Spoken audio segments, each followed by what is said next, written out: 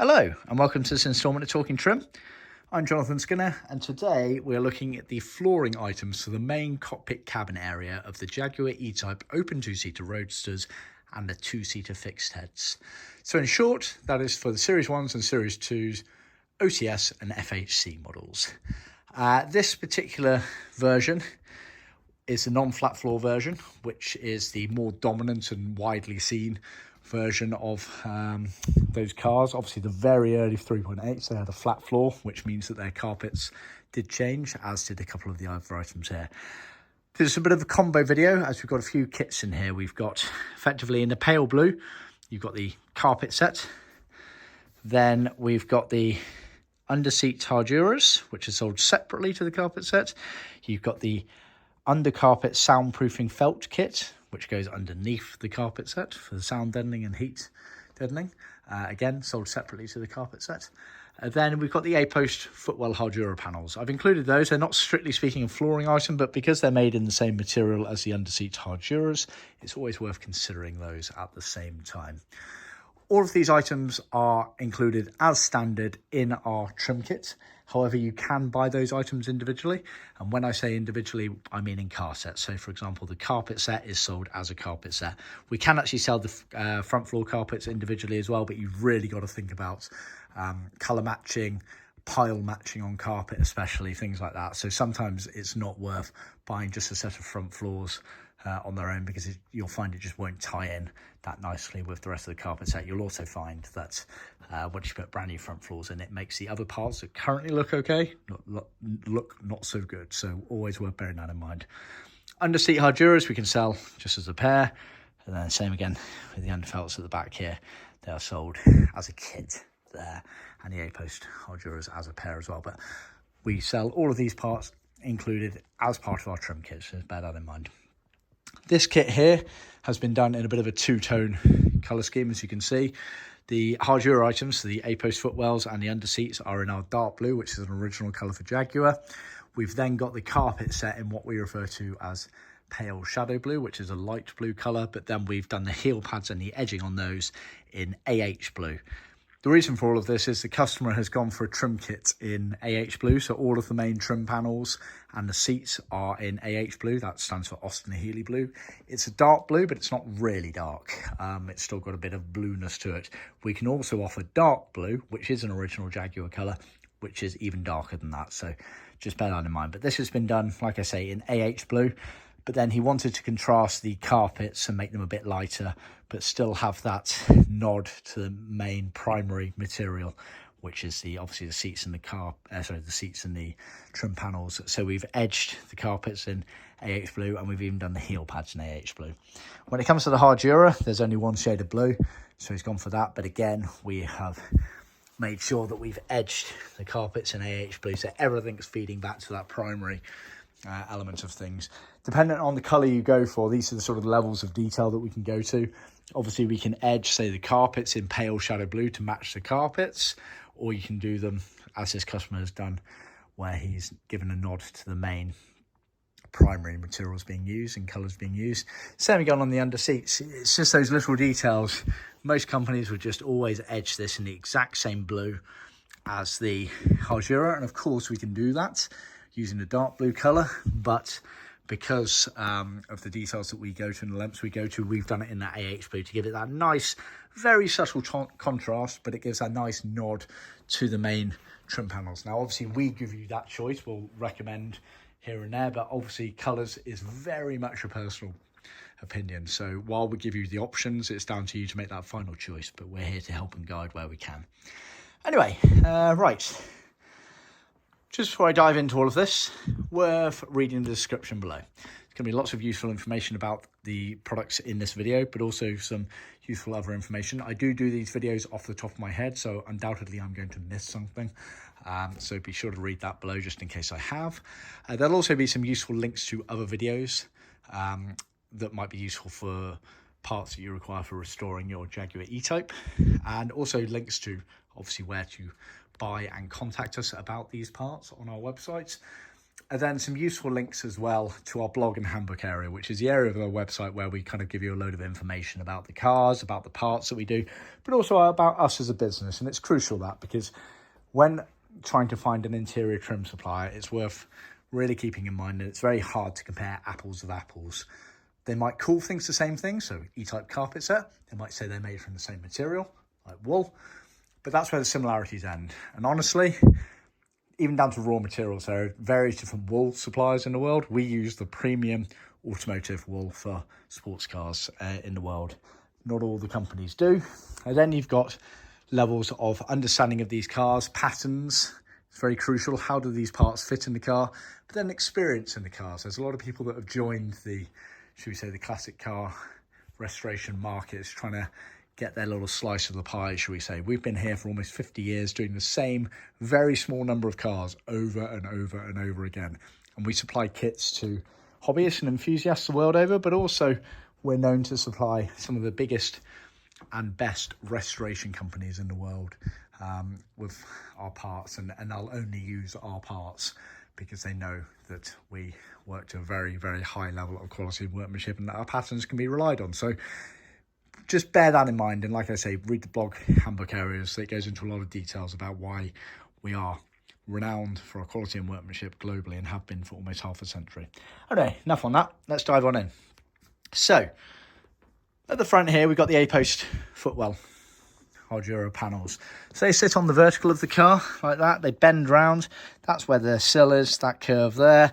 You have the external bonnet release, which we do a little slit pilot hole cross for, so you can just poke everything through and trim round. Hardura is a felt back plastic material.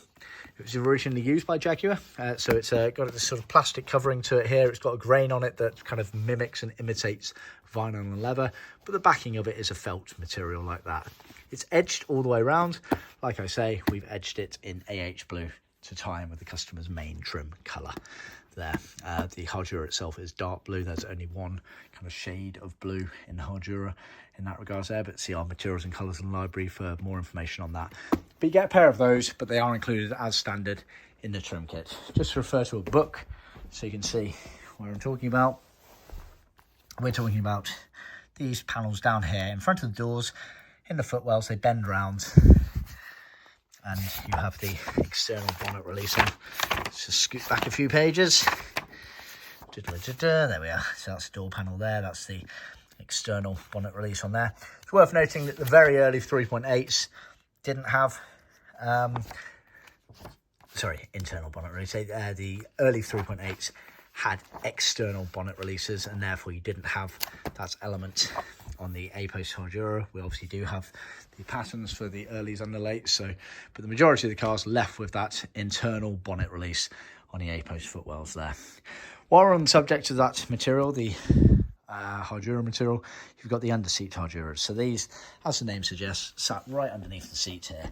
They were basically squares with a curve on the back edge there. That curve there is for this rear bulkhead, where you can see the recess in the rear bulkhead there as it curves round. That was, again, most commonly seen for the Series 1s and Series 2s. The very early cars, again, had a flat bulkhead, and again, we do have the patterns for those, but they're very rare. They kind of realised it went hand in hand with the flat floor element of things. Basically, they realised that the cars were too small for anyone to get into, so they had to sort of dish out the front floors and create a bit of room behind the seats to move them back, etc. So they created this extra section here. Minimal, but I guess every little helps. So yeah, Underseat Harduras, again, felt back plastic Hardura material, edged all the way around.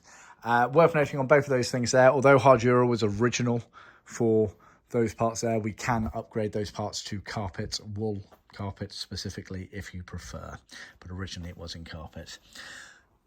Going on to carpet, you obviously got the main carpet set here. So front floors with the heel pads, and again, these are the non-flat floors, so they have the element for the recessed dished out heel pad section there that I just alluded to. You then have the toe boards, a pair of them that went on the vertical of the engine bay effectively.